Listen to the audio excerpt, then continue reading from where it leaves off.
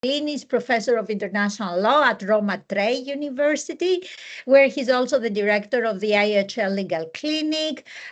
Giulio is editor-in-chief of the Yearbook of International Disaster Law and also has acted, and he's a lecturer of international disaster law at the Geneva Academy of International Humanitarian Law and Human Rights. In this area, that's why I'm saying he's a real expert, has been also legal assistant to the International Law Commission Special Rapporteur on the topic of protection of persons in the events of disasters. He has been academic responsible of the International Federation of Red Cross Crescent Society's disaster law database, and he is in charge of European Union project in this area. Professor Bartolini has been a member of the European Society of International Law Board, a judge at the NATO Mission Appeals Tribunal, president of the International Humanitarian Law Scientific Committee of the Italian Red Cross, and currently he's coordinating the working group established by the Italian Ministry of Defense for drafting the manual on international law applicable to military missions. So I don't think we need, Giulio, you don't, it's very obvious that you are the real expert in this theme. And before any further delay, I would like to give you the floor. Thank you very, very much. Thanks a lot, Maria, for this kind presentation. Welcome, everyone. Indeed, I'm going to present you a current topic, which might be of your interest, which basically is the topic of toward the Treaty on Protection of Persons in the event of disaster. Just a second. Okay, now it works. Which basically starts from a quite recent legal development, which was held at the UN General Assembly just last December. So it was really the last session in which the UN General Assembly adopted this resolution, where in the relevant operative paragraph, the General Assembly decided to elaborate and conclude a legal binding instrument, so a treaty, on the protection of persons in the event of disaster by the end of 2027 at the latest. So basically, all of you are, I guess, fully familiar with a parallel treaty-making process ongoing on the UN General Assembly, which was, as you know, I guess you also had a parallel webinar on the Treaty on Crimes Against Humanity. Because basically, the two projects went together in front of states to decide whether to go for a treaty or not. And finally, also quite astonishing, I would also say the Sixth Committee of the UN General Assembly, and later on the General Assembly, decided this winter to go for a treaty on both topics. There were a lot of competition, honestly, whether one treaty should go first, the other one should go second, whether there should be a treaty for each of them or only for one of the two topics. And then the end, also based on several diplomatic exchange, they decide to go for a treaty on both topics. But of course, everyone is maybe familiar with the Treaty about Crimes Against Humanity. Is much more popular, but at the same time, the states will engage in the next years, in a couple of years, on this treaty. And by the way, if you link and you have a look at the dates, the Treaty on Disaster will come first, finally. So let's go to discuss why the UN General Assembly decided to work on a treaty on disaster and what are the reasons for such a choice. I think for replying to this question, we should first examine a bit the trends about disaster, and then also to look at what is the legal framework in this area in order to, let me say, discuss and assess why we need a treaty on disaster, universal treaty on disaster. So basically, we'll first address trends in disaster in order to show you how disasters are a key component, unfortunately, of our societies, which is a bit undermined, I would say. And then we'll discuss about the legal framework existing currently, how international law has tried to address with disaster, and then we'll look at the future. So what is the structure of the treaty? Because as you might understand, the next treaty will be based on a project which was adopted by the International Law Commission in 2016, sorry for the typo, on this topic. It was 2016, so it took basically a decade for the General Assembly to go for the idea to have a treaty. So we should assess the current structure, what does it work, what does it not work, and what might be the perspective by state. So usually, if you want to have some trends about disaster, you should consult a document which is elaborated on biannual basis by the International Federation of the Red Cross, which is named the World Disaster Report, which basically collects based on data. There is a database which is managed by a scientific institution, which collect disaster based on some criteria, like the number of deaths, the number of people which have been affected. And here you can see how in the last two years, multiple states, particularly from the Global South, if you see basically the dots, experience multiple disasters. So states like Indonesia experience more than 60 disasters in just in a couple of years. The same was for China, India, and other states which are affected, including, for instance, the US, which is the state which got the maximum amount of disaster. And there, if you see on the contrary, let me say again, the table on the right, in which there are the number of deaths, the number of people affected by disaster, you can see figures quite astonishing in terms of millions of people affected by disaster, growing number in terms of disaster. And for each of them, you can easily recognize how this is a real big problem for certain regions in particular. And that's for sure Asia Pacific, which basically is the most disaster-prone region for any data you might have. But this is where data just for a couple of years, and COVID is not in the parameters, because otherwise COVID would be totally outside any figure. But for instance, you can also here have a bit more broad perspective about disaster in a sort of decade overview. So the same report by the World Disaster Report was a sort of decade analysis in which you can see how, for instance, in a decade, if you count year by year the number of people affected by disaster, you have numbers which are quite impressive, like 1.7 billion people affected by disaster, more than 400,000 people lost their life due to disaster. And again, consider how events, big events, totally out of scale like COVID are not there. So just as I said, the common disasters are quite significant. And if you can see the different hazards causing disaster, you might easily recognize how disasters are mainly driven by climate change.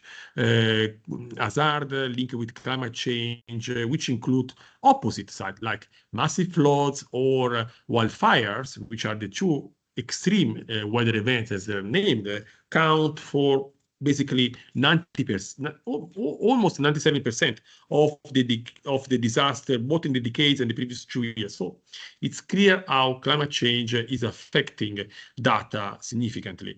But still, disasters, I think, are not real as per se a big topic under international law, by scholars, by practitioners. I think all of you are familiar with other topics like internal displaced person, which we know there are people working just on IDPs since decades. But honestly, if you see the data on IDPs, you might recognize how basically the majority of people who have been affected by IDPs, and that's a constant trend in the last years, the majority of them are affected by disaster, not by armed conflict. Of course, there are two different trends. Of course, people displaced by armed conflict tend to be IDPs longer, but still, the millions of people displaced by disaster are higher than situation of violence and situation of armed conflict totally. So trends are clear, but legal attention is not there.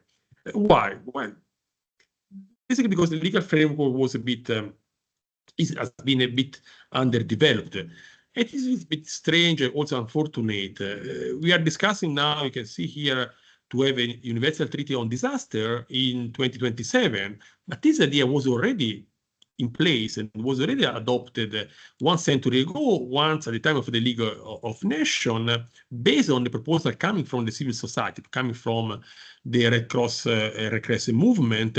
There was a push for the adoption by numerous states. You can see at the end the states which are part of this treaty, to elaborate a treaty on the International Relief Union, which was basically a treaty which set up an organization, a sort of international organization at the time, dealing with coordination of international assistance, facilitating the provision of assistance to people affected by disaster, even study the causes of disaster. So also engaging a bit about what nowadays we call it disaster risk reduction.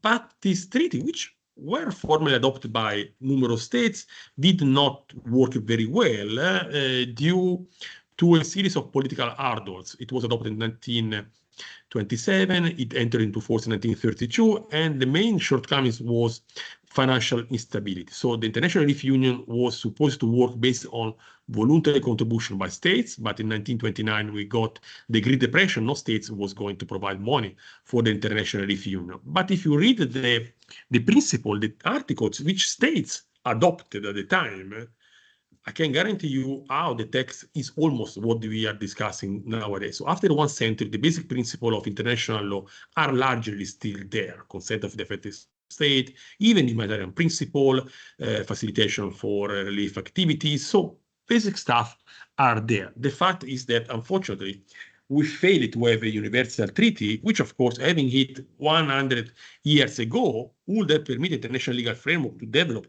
along the past decades. On the contrary, what we got and we have is a very fragmented legal framework. Indeed, if you look at, for several decades, the topic was far from being in the agenda of states. There were a network of bilateral treaty of assistance, which of course are not very helpful being bilateral. We started to have some multilateral convention, but dealing with very specific issues like some technological hazard. So it was a time of the first oil spill in the high seas, so the need to facilitate cooperation in the response of this specific hazard, not any hazard. The UN started to have some coordinating role, but for instance, again, in 1984, there was again a proposal to have a treaty on facilitation of emergency assistance, which was discussed at the UN, again proposed by the Red Cross and Red Crescent movement, but states failed to have an agreement. The text did not move from ECOSOC, which was the original forum where the discussion was held. So the situation was not very good, but from the 90s onward, I think we can recognize a shift in the perspective. From the 90s, no one is aware, but the 90s was qualified by the UN General Assembly as the International Decade for Disaster Risk Reduction. So no one is aware of it, but I can guarantee how the 90s was named as the decade, like this official resolution, which of course wanted to mobilize effort and initiative at the UN level on disaster risk reduction, which indeed paved the way for the current and the past and the current frameworks for disaster risk reduction, which are basically platforms where states started to fix some legal principle and institutional activities in disaster risk reduction, so measure to prevent and reduce the impact of disaster. The most recent one, you might be aware, is the Sendai Framework for Disaster Risk Reduction, adopted in 2015 and endorsed by the UN General Assembly in this resolution. But you can see here on the first line, previous frameworks coming out from the 90s onward. Then again, in the 90s, we had again attention toward technological hazard. There were a series of conventions dealing with sectoral aspects or some very specific international convention. There is, for instance, a couple of interesting universal treaties in this area, but they're very limited in scope.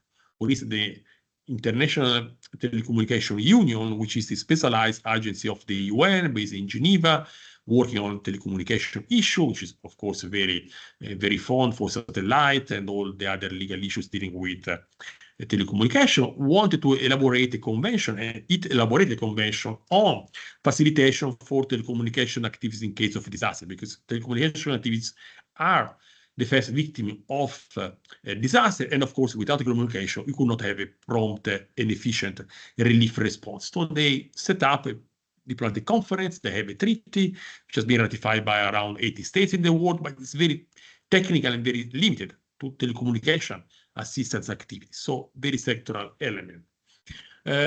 What we got as an interesting trend, also as part of a trend toward regionalization in international law was that international regional organization and sub-regional organization started to engage with disaster. In the 90s, we got around 10 regional organization or sub-regional organization with some interest in disaster. Nowadays, we have around 40 regional and sub-regional organization dealing with disaster law issues. They might have a regional treaty. We have in the Asian and the Southeast area, we have a treaty on disaster assistance. At the level of the European Union, we have the European Union Civil Protection Mechanism with binding instrument. We might have soft law instrument. The Pacific is a very soft organization. We have a soft law instrument for cooperation in case of disaster. We have a regional center of cooperation. So there have been a lot of push of activities. And then, of course, as the 90s was also a period in which soft law started to emerge in different areas, also disaster law as its pillar in terms of soft law instruments. Some of them quite traditional, like basic UN General Assembly resolution on humanitarian assistance, for instance. The one adopted in 1991 is still the center of principle of humanitarian assistance in case of disaster by the UN General Assembly. But we also have some more hybrid and venues adopting soft law instrument. In particular, a very relevant instrument here is the IDR guidelines, the International Disaster Response Law guidelines, which were adopted by the International Conference of Red Cross and the Red Cross, where states and national societies both adopt a document, which is basically guidelines to be adopted at the domestic level to facilitate international relief activities, through which basically the IFRC supports states in lawmaking activities to improve domestic law in light with international disaster law inputs. But again, it was quite interesting to see how a couple of very good scholars and colleagues reflecting about the state of international law regarding disaster, they came to bit diverging, but still complementing, I would say, solutions. So we got David Caron, who at the time was chair of the American Society of International Law, who supported the conflict devoted to disaster among with the Japanese and the Australian, New Zealand conference. He said that, well, the international law has developed through an ad hoc, incoherent institutional response, a legal institutional response, while in a recent paper for the European Journal of International Law, Sandy Sivo-Kumaran say, well, but in any case, we are moving toward a holistic body of international law dealing with disaster, like sort of sub-branch of international law. So there are, of course, movement, and this movement, of course, have been quite a lot forged by the debate, which were held since several years at the UN International Law Commission. Because basically, this was again another example of a ex post legal response to events. So we know sometimes international law replies to crisis through lawmaking effort, and this was a typical example, because indeed we had your generation is too young to remember probably, but 2004 there was the massive tsunami in the Indian Ocean, claiming unfortunately hundreds of thousands of lives, which created an impact not only for the event itself, but also because it raised the problem that basically international law was not equipped to reply to disaster, to facilitate activities in the area of international disaster law.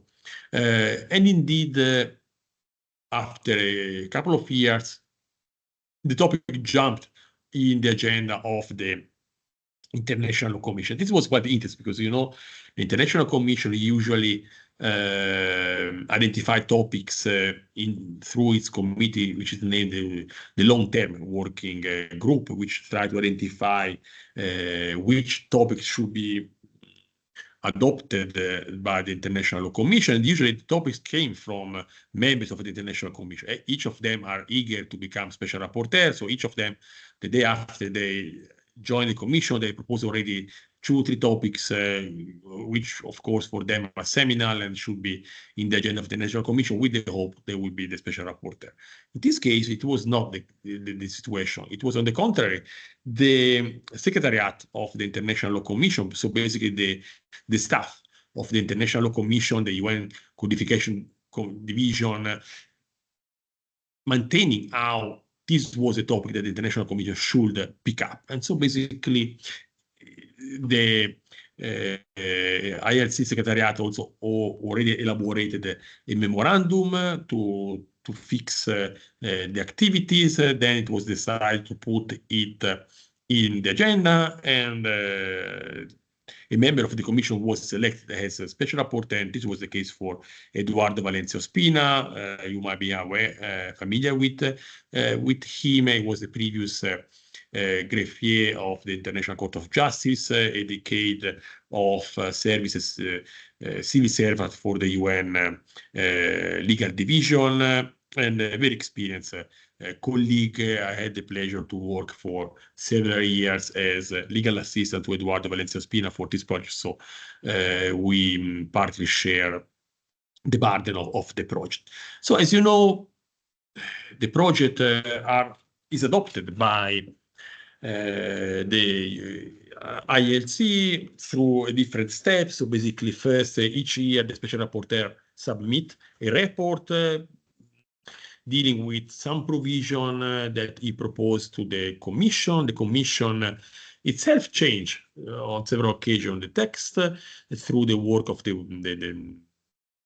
drafting committee, which is a subset of membership, which meet in the afternoon, review what was said during the plenary, and try to fix and to improve the text proposed by the UN special rapporteur in this regard.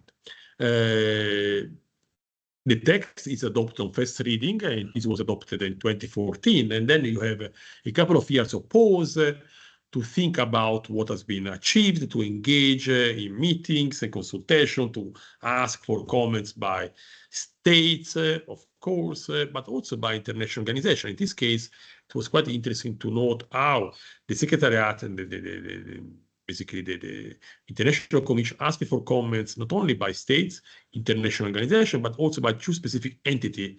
One is the ICRC, and the other one is the IFRC, the International Federation of the Red Cross.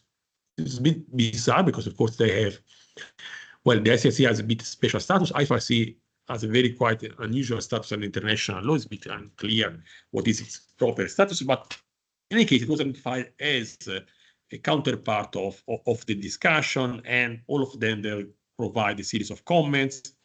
But of course, it should also work behind the scene. I organize a closed meeting for legal advisor of main international humanitarian organization, main NGOs, some academics, to discuss the issue in advance, and also to facilitate comments, because there were a lot of international organizations who were not even aware that the Commission was working on this topic. So we convene a meeting with legal experts, legal counsel, even WHO, World Food Program, FAO, European Commission, NATO. So there was the idea to facilitate the discussion, and this paved because basically multiple international organizations made comments, which were, of course, some of them incorporated in the text, others not. But in any case, in 2016, the International Commission adopted the text, which is quite short, just 18 articles plus a preamble, because the idea was, let's vest it already with a preamble, because at the end, the special rapporteur came with this proposal, which was endorsed by the International Commission, to propose to the UN General Assembly a treaty based on its text, which was at the time already quite astonishing, because the International Commission, as you know, has lost a bit of traction in terms of proposing real treaties, sometimes a bit more academic in its work. In this case, they say, well, we assume how this topic was fit for purpose for being a treaty, and it was not an easy result already. Take into account how before the recommendation for these draft articles, the previous example the Commission had was to propose a treaty on the draft articles on diplomatic protection, so 2006. So between 2006 and 2016, in one decade, this was the only further occasion in which the International Commission came out with the final result of one of its projects with the idea to have a treaty. So it was already marked a bit the discussion. So this paved the way for subsequent discussion. Of course, the UN General Assembly was very cautious. They say, okay, let's see what states think about. So let's get some comment by states. Very few states may comment, honestly. But then in 2021, I guess also COVID has a bit of impact again.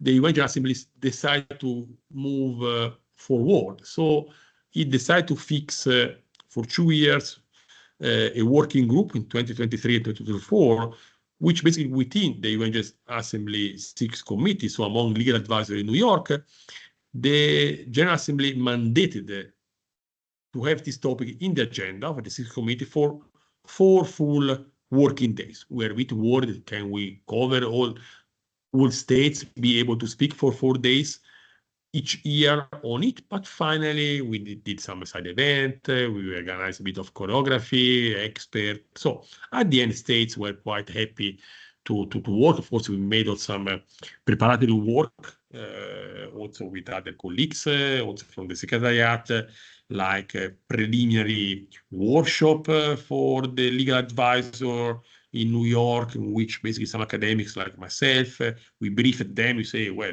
the topic is reaching you, these are some of the points. So you need to give food for thought for legal advice, because otherwise they are fully of other commitments.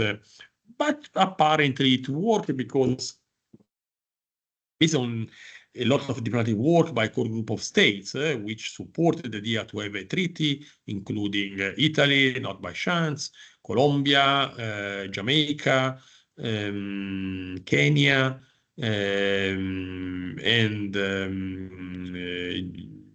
and few other members of the core group. At the end, the UN General Assembly, based on the recommendation made by the 6th committee, as already mentioned to you, proposed to have a treaty which should be based on the draft articles plus comments to be received by states. So I will show you later on how does it work. So now it's time to see what the content is of this potential treaty, because basically we will start from the draft article. So we need to know a bit more their content. Of course, the text is short, and then of course the text must also take into account a series of elements to be assessed.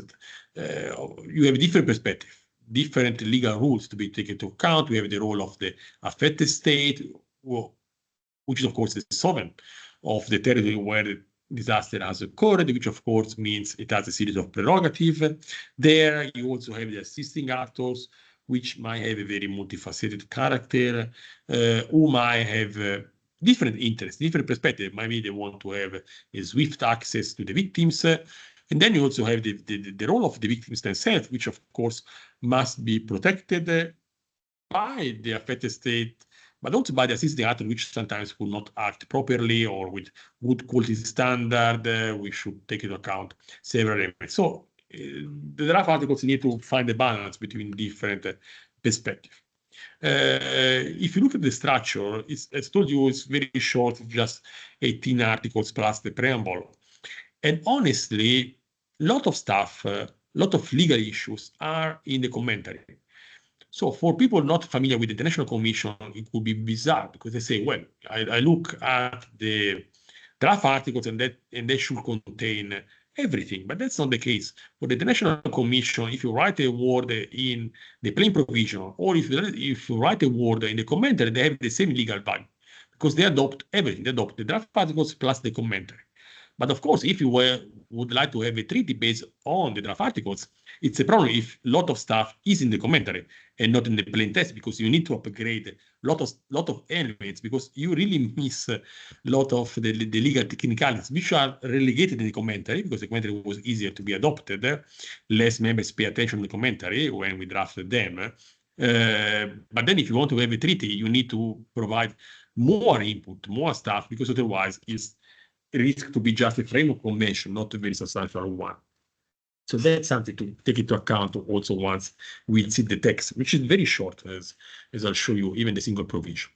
So if you look at the provision, we have a first block of provision about some general issues, some of them not very helpful, like the scope, the purpose. Honestly, it's quite self-evident. But then you have a block of provision dealing with the vertical dimension, as I call it, like the victims versus assisting actors, the state or international assisting actors, in which we need the perspective of the victims more central. But if you see, it's a bit bizarre how the topic is named protection of persons in the event of disaster. But the vertical dimension is just 3 provisions, while the majority of them deals with the relationship between the affected state and assisting actors. There is the majority of provision, because it's more a treaty on cooperation in case of disaster, more than protection of persons. It's really a treaty on cooperation. So even the title, we were ready to say, well, maybe it's not very fit for purposes, but that was the original title. No one has changed it so far. I don't know which might be the final title. And then you have quite a lot of provision on the operational side, because of course it's also want to implement a bit the text. If you look at the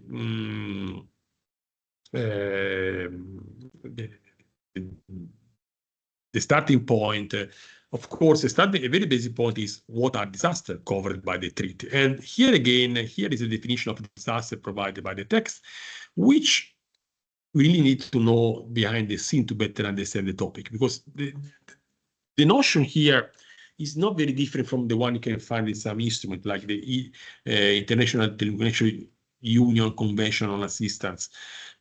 But here, for instance, you can see how we are mainly interested about the impact of the event. But for instance, you don't have any clarification of the type of hazard covered. There are some treaty, even regional treaty, which only cover natural hazard.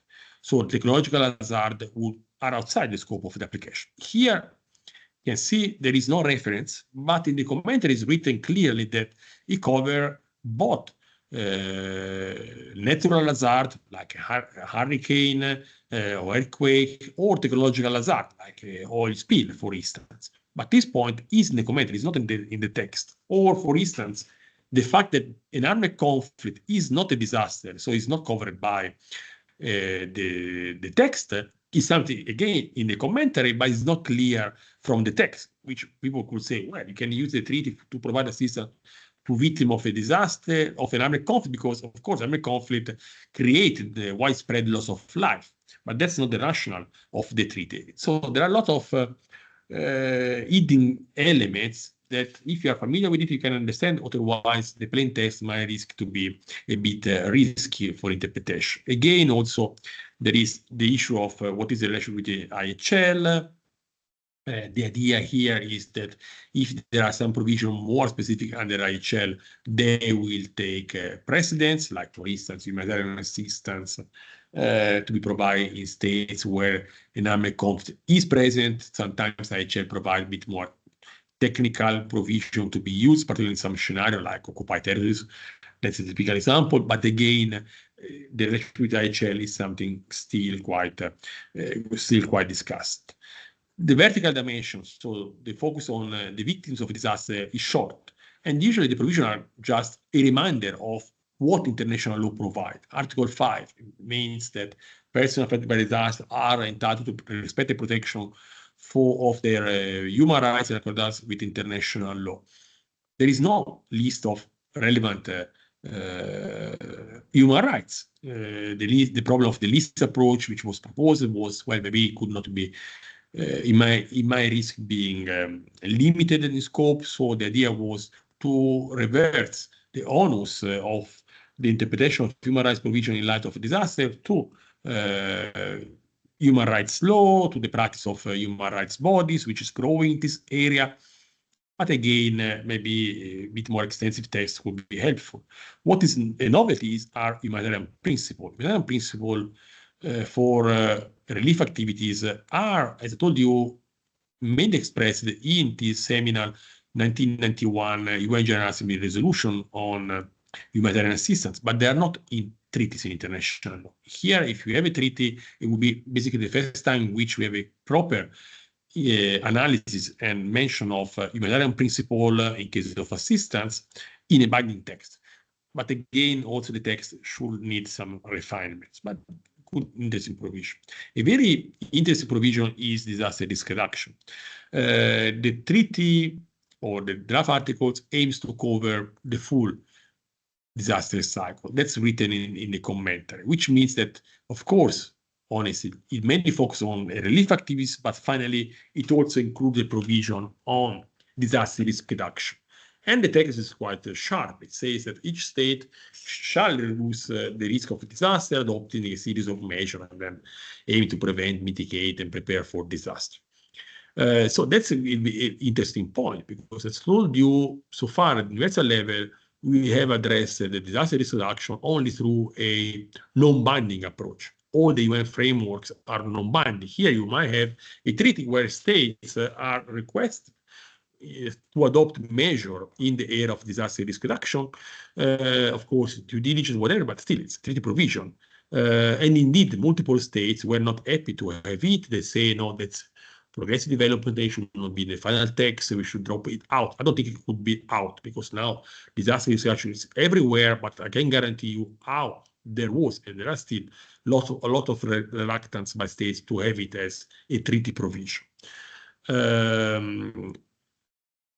Once, as I told you, from Article 10 onward to 17, basically we discussed about the relationship between the affected state and relief, international relief actors. And here it was quite curious, this check and balance approach, in which basically there was every time the need to provide something to the affected state to reaffirm its sovereignty, but at the same time to avoid that it would be the sole actor in the area. So a series of legal limits were put there. Sometimes even the same provision, we have something in favor of the affected state, reaffirming its property, something limiting its role. Article 10. The first one is that the affected state has the duty to provide protection for persons affected by disaster. That's a very strong language. Is something already present in the UN General Assembly resolution of 1991. It reaffirmed how states, and basically linked to basic human rights, positive implication in the area of human rights law, it has a sound legal obligation. But honestly, you don't have regional agreement on disaster, which states that states have a duty to ensure protection. It's not how regional agreement on assistance works. They are more technical. Here we have an overarching principle of international law based on positive duties of states, also there is a rule of sovereignty applied to disaster, which is a strong message to states.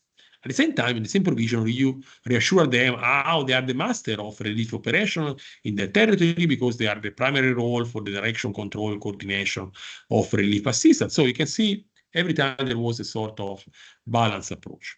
Sometimes it's very clear. Article 13, the first paragraph on consent of external assistance, it reaffirms a basic principle of the national law. If you read the International Relief Union Treaty in 1927, it has the same provision. Really, it's the same. External provision of assistance requires the consent of the affected state. What the International Commission added, also based on some principle of international humanitarian law, is that consent could not be withheld on an arbitrary manner.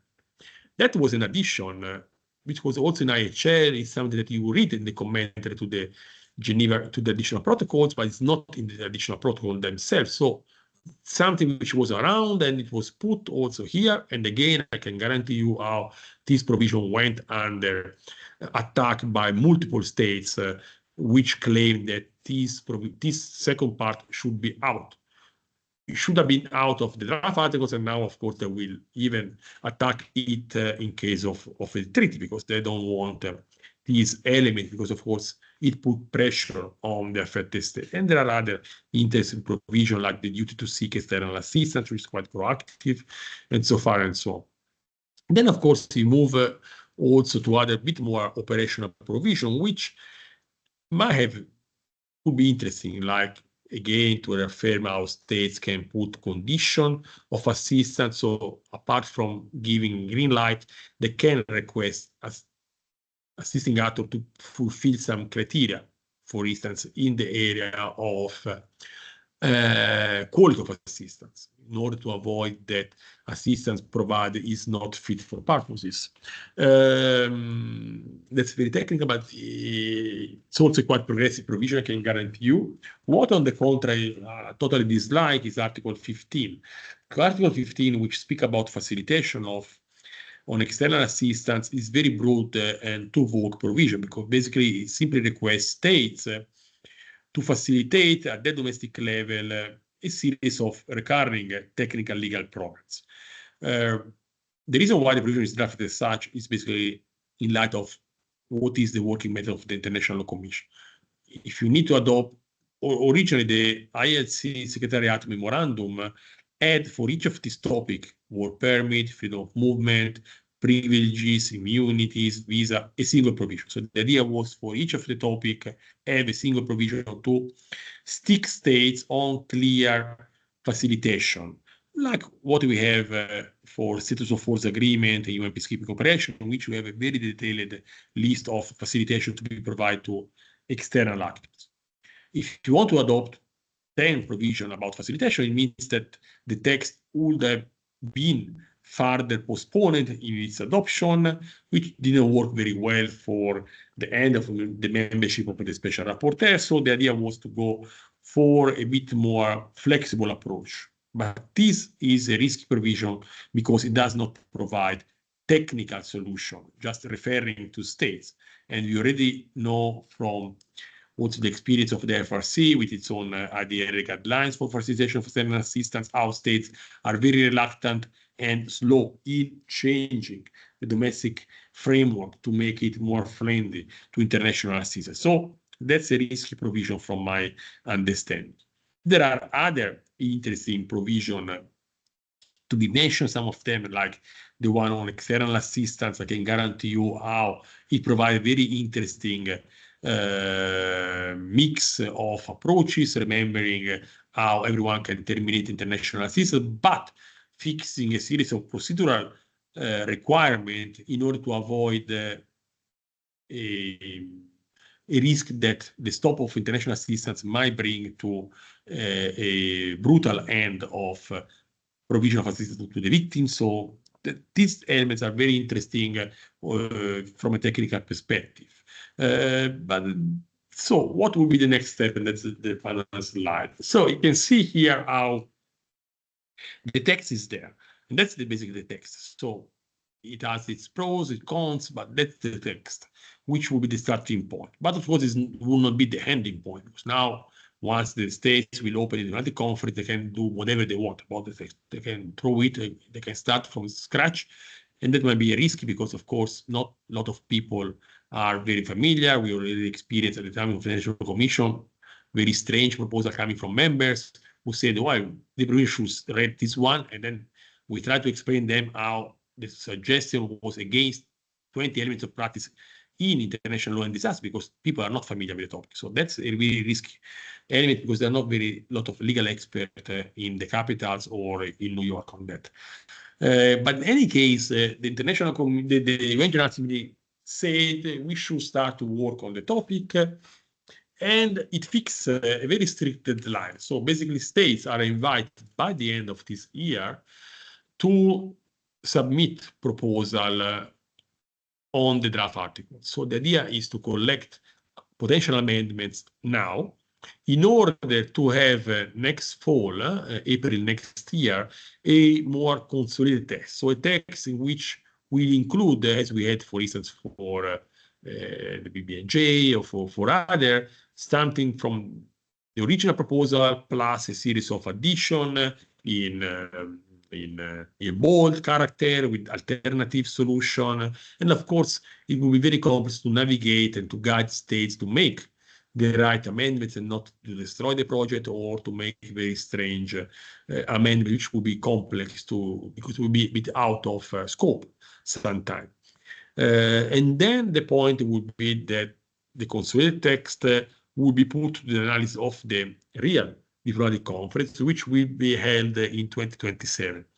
We still have to fix the procedural elements. So basically, this fall, the UN General Assembly, we need to adopt a more procedural resolution on the topic, which basically will fix where and when the diplomatic conference will be held in 2027. There are still ongoing discussions. One idea would be to keep the discussion in New York. That's possible, but we already have one state which has said it is in favor of hosting the diplomatic conference, and it is the Philippines.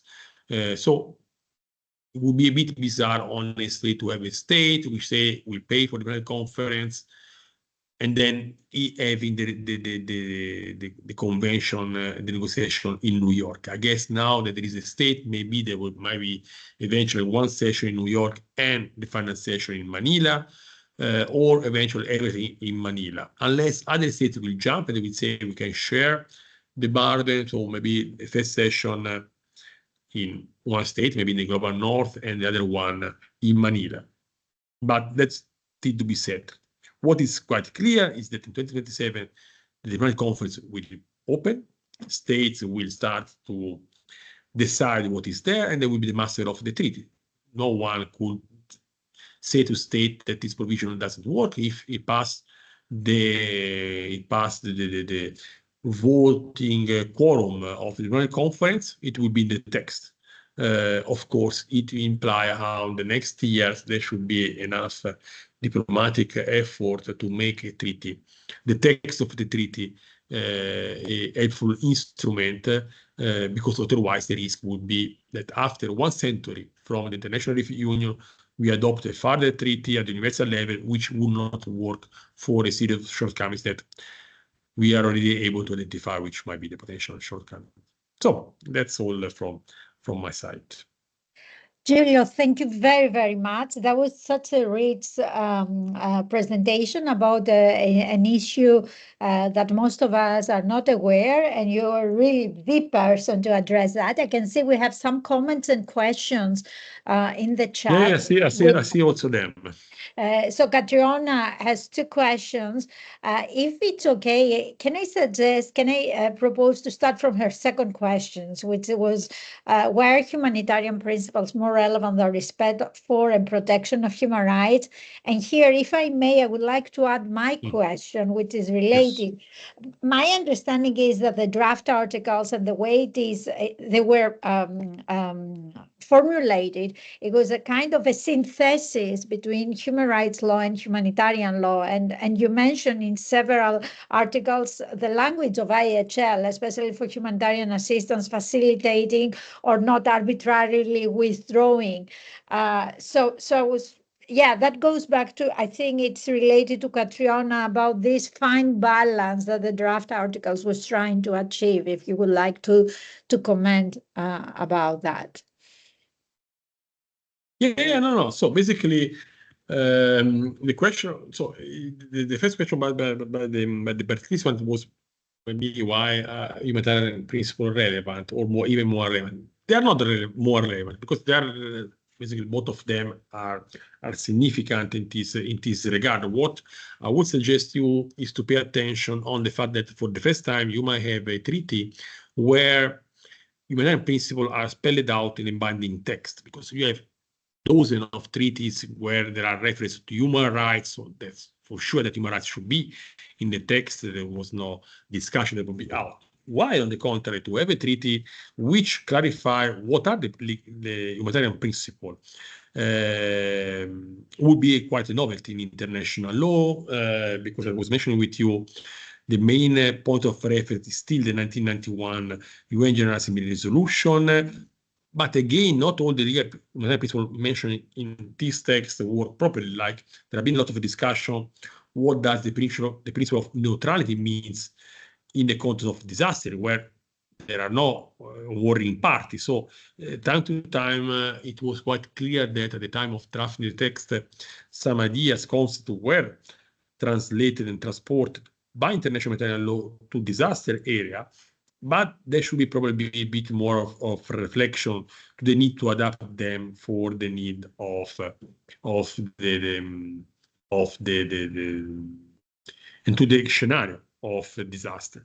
There are other examples, as Maria was mentioning, the influence of international humanitarian law with regard to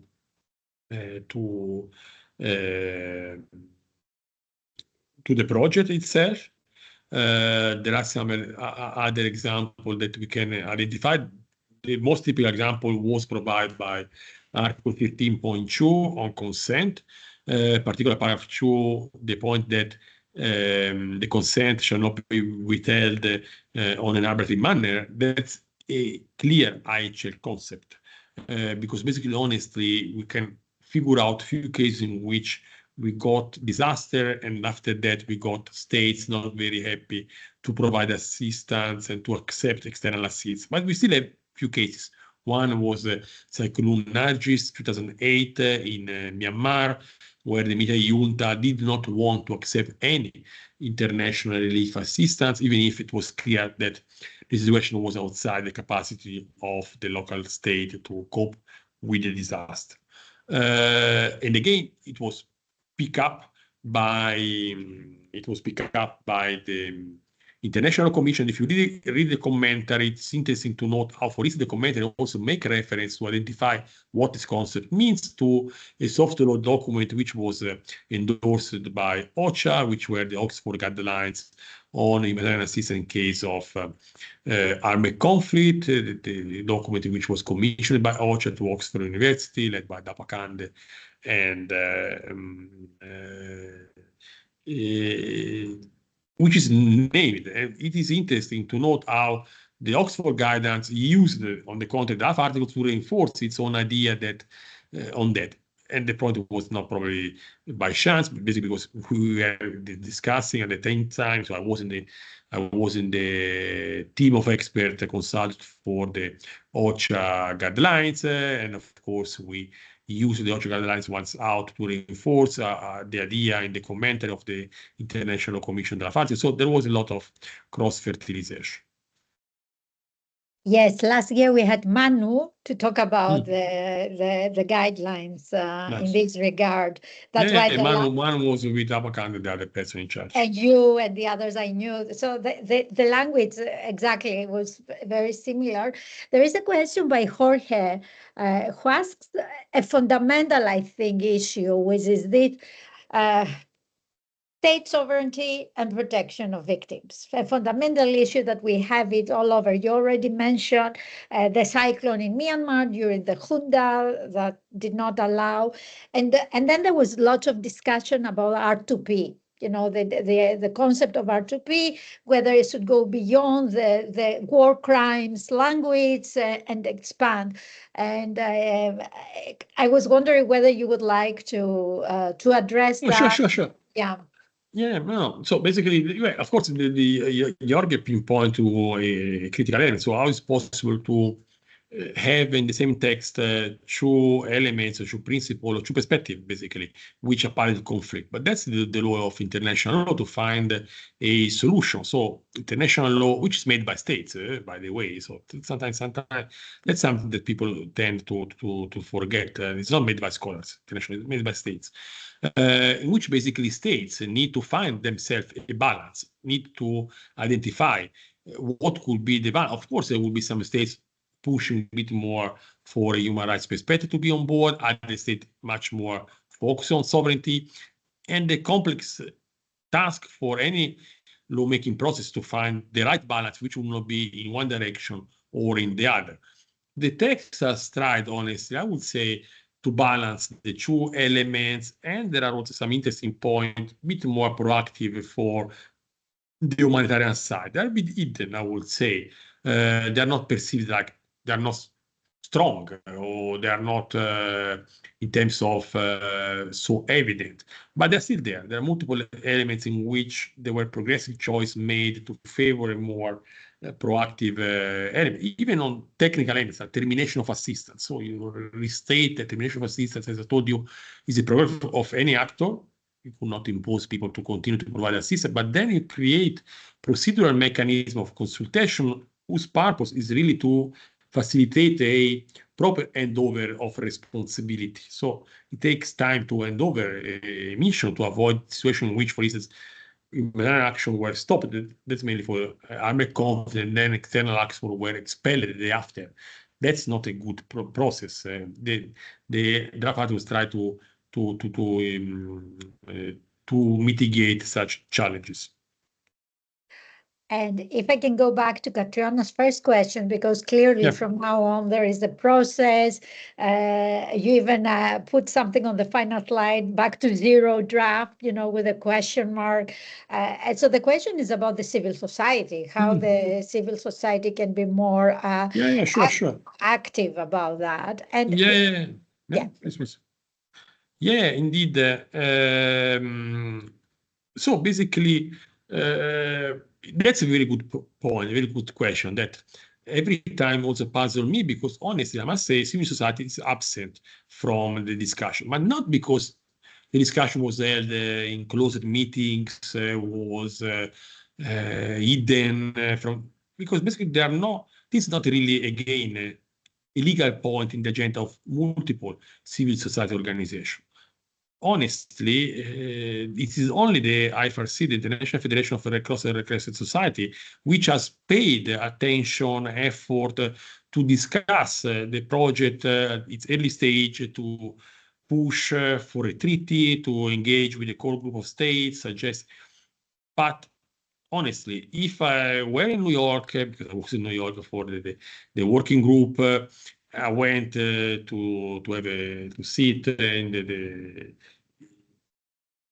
the area devoted to external actors. So there are states in the ground floor, and then you have this first floor where, and then for the session of the working group on disaster, we were no more than 5 people there. 2 of them from the Federation. I was there as legal expert for the Federation. Then there was OCHA, UN Disaster Risk Reduction, and another regional, and that's all. Then if you go on the same working group, because the working group was the same, in the same states, for the crisis against humanity, you could not find a spot to sit, because all civil societies were there, side event, whatever. I'm very upset about it, honestly, because I understand it's not a sexy topic, but from the data I was showing you, I must say, time to time, I think disaster is much more relevant than multiple other human rights issues or whatever would be the same, which you have millions of euros spent by the civil society for lobbying activities and stuff like that. There is also the point that there is not specialized civil society on it. Every time I have a lecture, I told to my students, create a civil society focused on society and will be rich.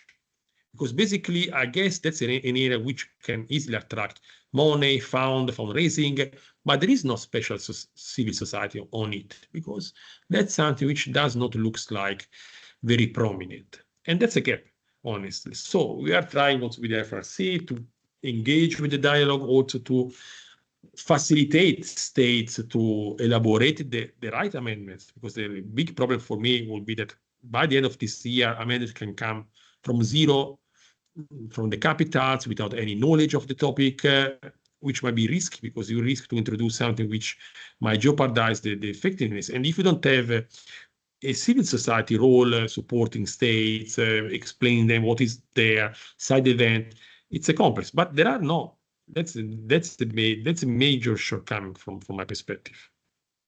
Giulio, may we keep you one more second? One more minute, because there is another question by Rachel I can see, which is about non-state actors. I mean, we spoke about who makes law. We keep forgetting that it's basically states, but there is also a question about responsibilities and to what extent there is in the commentary in particular, there is something, given the fact, that several times we have non-state actors that exercise kind of quasi-state power. No.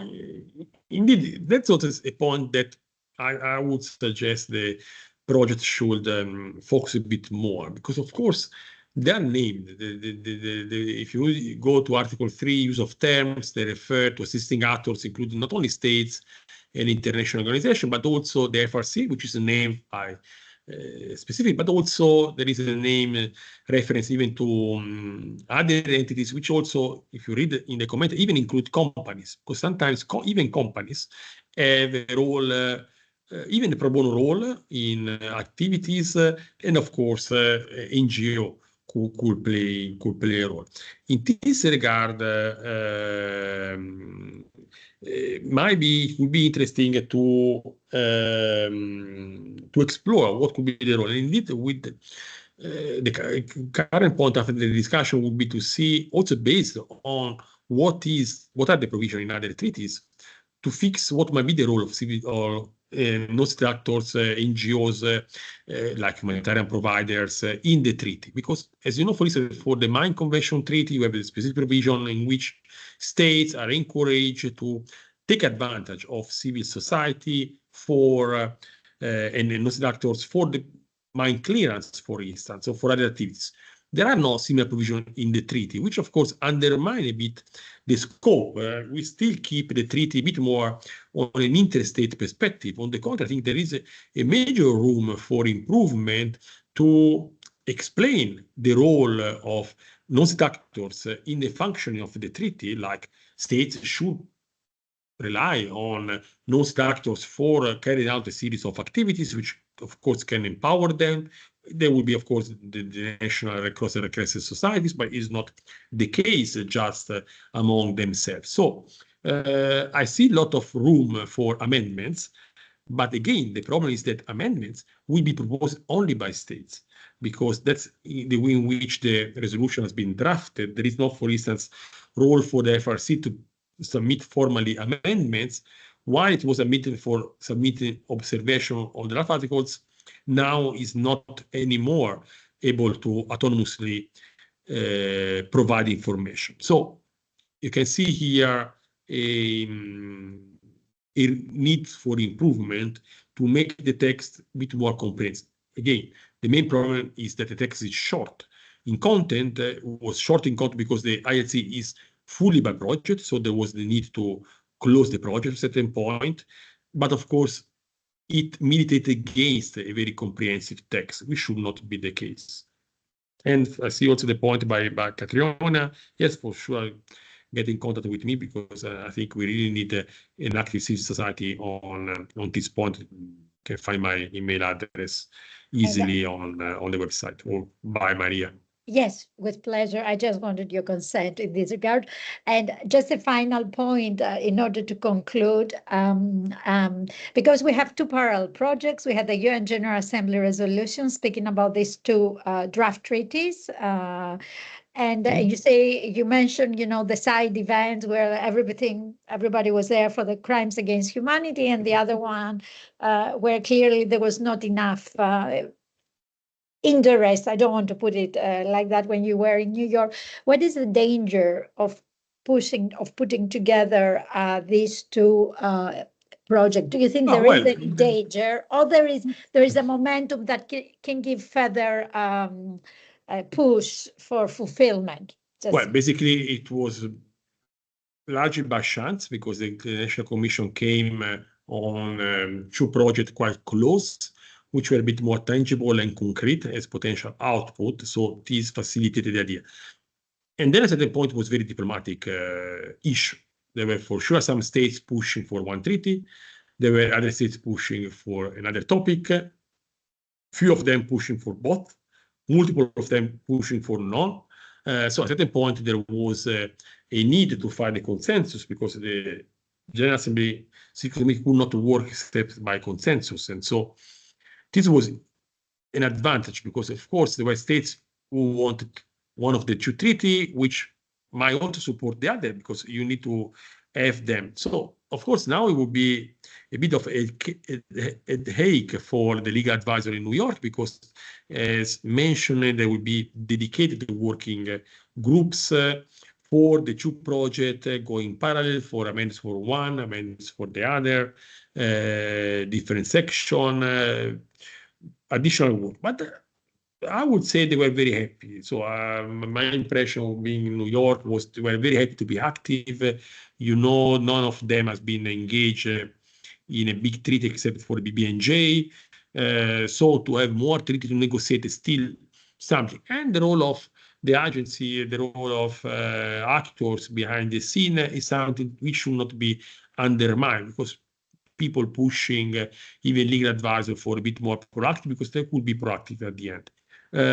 So I don't see nowadays that the two projects got the green light, lot of competition. There was a lot of competition in advance to the resolution, that's for sure, because there was the risk that only one of the two or none of the two will pass the consensus phase. So there was competition, honestly.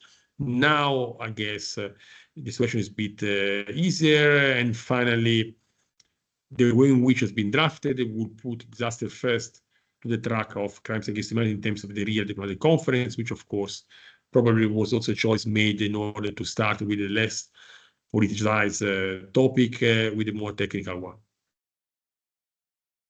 Giulio, thank you very, very much for this, as I said before, extremely rich discussion. I'm very, very happy and lucky we had you today, because you really highlighted an issue, a development that we were not aware, and we should pay equal attention to that. I told you, we focus a lot on war crimes, on core crimes, but the way you highlighted the importance is very important. And definitely from our side, we are going to follow up. We are going to follow the developments. And I would say that it should be definitely included in our teaching curriculum, because this is a very, very important issue, very much related to international peace and security, broadly speaking. Yeah, no. There are a few teaching activities on that. They're not very common, but as I'm used to say in some institution where I teach, if you want to be a professional, a military professional, and you don't know anything about the legal landscape of disaster, you might have a shortcoming in your CV, because the very large part of real on-field activities is linked with disaster, because there are very few actors going in the field for armed conflict situation, of course, much more for refugee, but that's quite common. But majority of cases, you might have lots of activities in the area of disaster, in which basically the legal preparation of military professional is not covered from my perspective. That's something that institution academics should pay a bit more of attention to provide a proper portfolio. Yes, very, very true. Many things to think about that. Thank you very much. On that note, I would like to thank you, Giulio, once more. I want to thank all the attendees, their questions, their comments. I want to thank Liz once more for facilitating this webinar. Sure. Thanks, Elizabeth. And I'm looking forward to seeing you soon, Giulio, and thank you all. And that's it. Hopefully I will see some of you in our next seminar webinar. Thank you all. Have a great evening. Bye-bye. Thank you. Bye-bye. Thank you. Thanks, everyone. Bye-bye. Bye-bye.